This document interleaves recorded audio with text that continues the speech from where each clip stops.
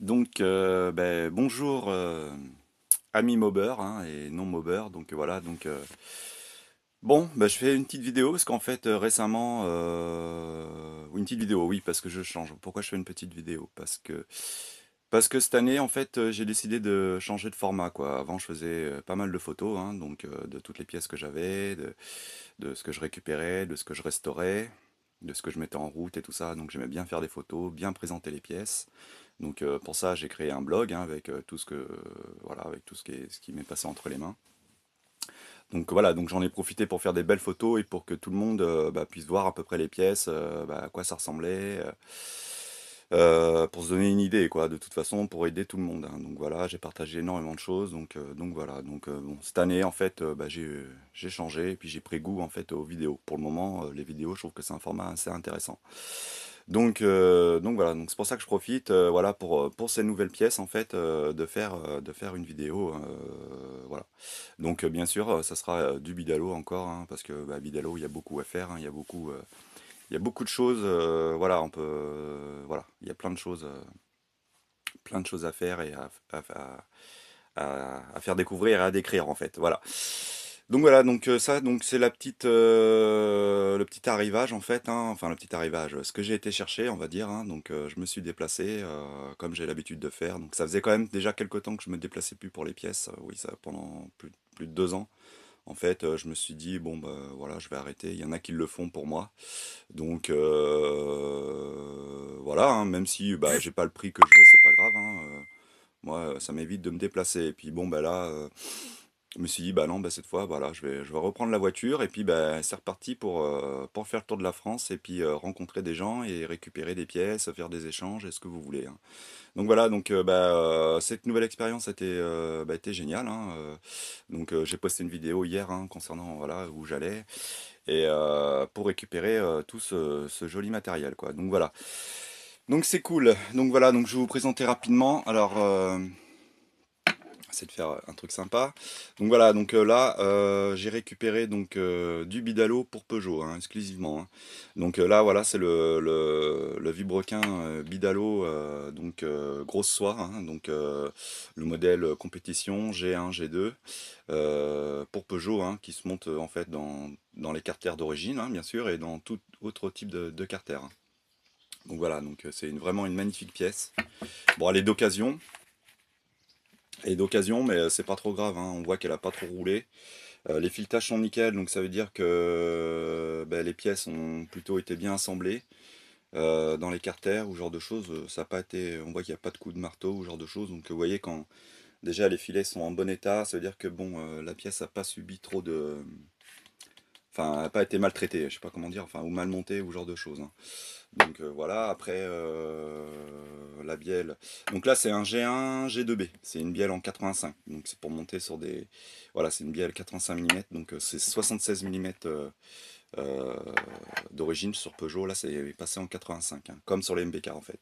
Mais la course reste d'origine. Il y en a qui m'ont posé beaucoup de questions. La course c'est la même, hein, c'est la course origine Peugeot, hein. Je ne sais plus combien elle est, mais c'est exactement la même, sauf que la bielle, vous voyez, elle est plus longue. Voilà. C'est mieux pour le moteur apparemment.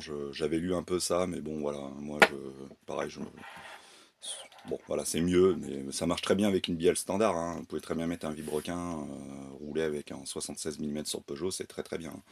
Donc voilà, donc magnifique petit vélo. Bien sûr, avant de le monter, cette pièce, ça va passer à la métrologie, hein. Je vais tout contrôler, hein.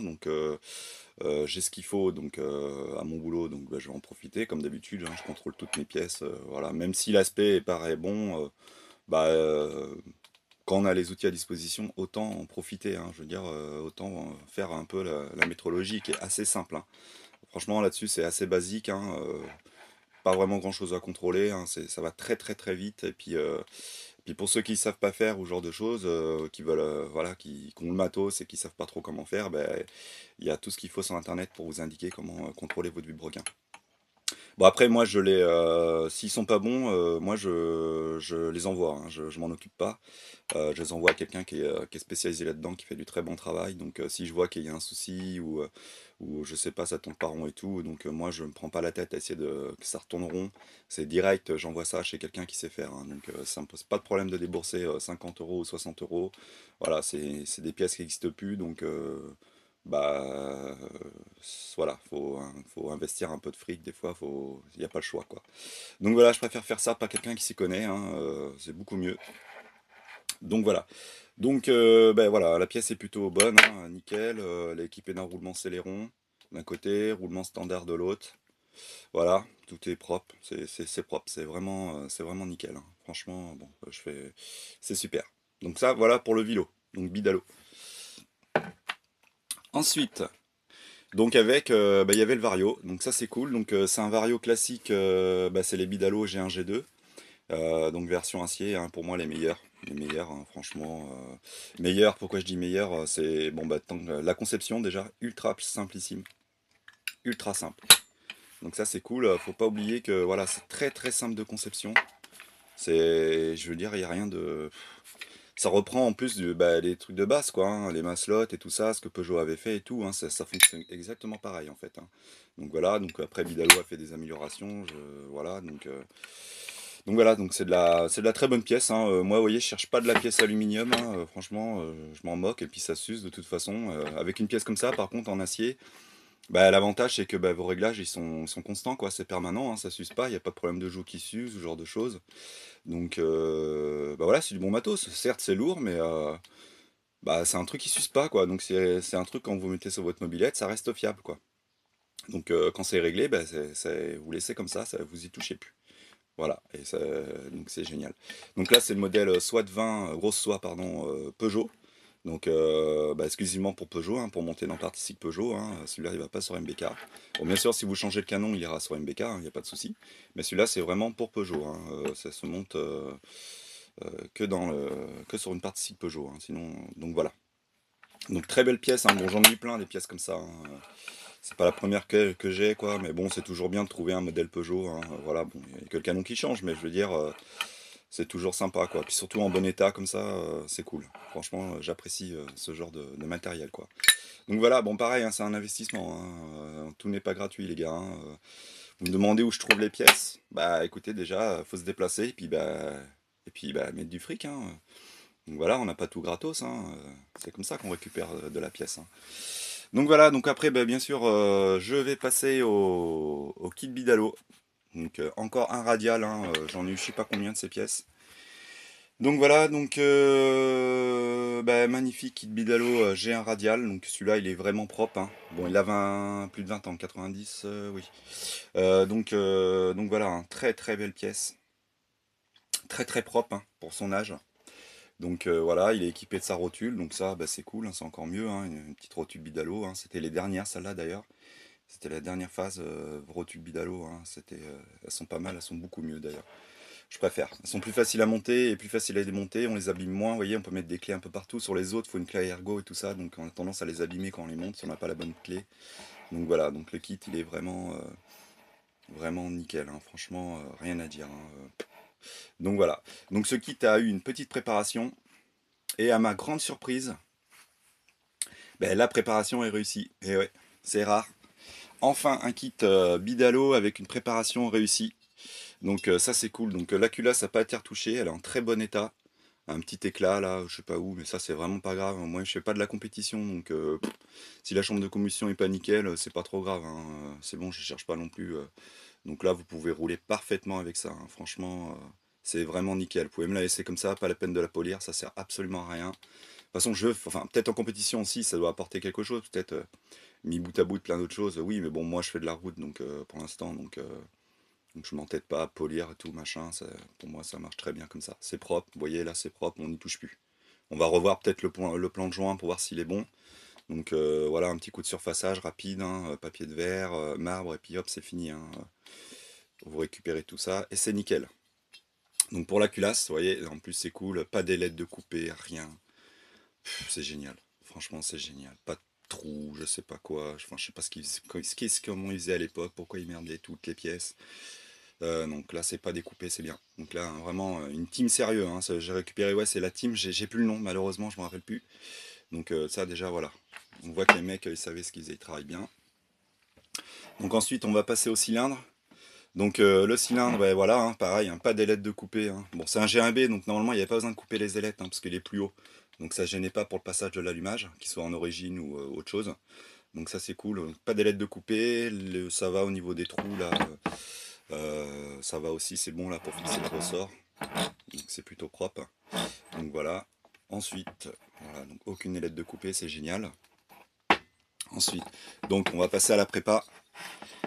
Et là, comme vous voyez, la prépa est réussie, hein. Vous voyez, c'est vraiment très propre. Franchement, les mecs qui ont bossé dessus, bah, ils sont pas pris la tête, hein. Ils ont fait ce qu'il y avait à faire dessus, hein. Donc, c'est propre. C'est propre. Franchement, il n'y a rien à dire. Même les jupes à l'arrière, elles sont très bien coupées. Elles sont très très bien finies. C'est vraiment, comment dire, pas égal, mais je sais plus. Enfin, c'est bien fait, quoi. C'est nickel, hein, franchement. Donc très très beau boulot, hein, rien à dire. Là, il n'y a rien à reprendre, c'est nickel, juste à nettoyer. Et puis c'est bon. Bon, malheureusement, même à l'échappement, oui, donc à l'échappement, vous verrez pas grand-chose, mais bon, bah, ça a été bien fait, hein, ça va, hein, peut-être repasser un petit coup de papier de verre, mais sinon c'est propre, hein, il n'y a rien à dire, hein, ça va, c'est un truc, on sait qui marche, hein. Là, j'ai fait quelques mesures là, rapides. Bah, l'échappement est quasiment stock, hein, donc très peu retravaillé, donc ça veut dire que ça va tourner fort. Ça va vraiment bien tourner, ça va faciliter tous les réglages. Donc ça c'est cool. Bon, par contre, malheureusement il a un petit serrage. Bah ouais, c'est comme ça, hein. Donc il est serré, donc par contre c'est au niveau de l'échappe. Donc au niveau de l'échappe, ça veut dire que bah, ça peut encore rouler, hein, on ne croirait pas comme ça, mais on peut encore rouler avec le cylindre, hein.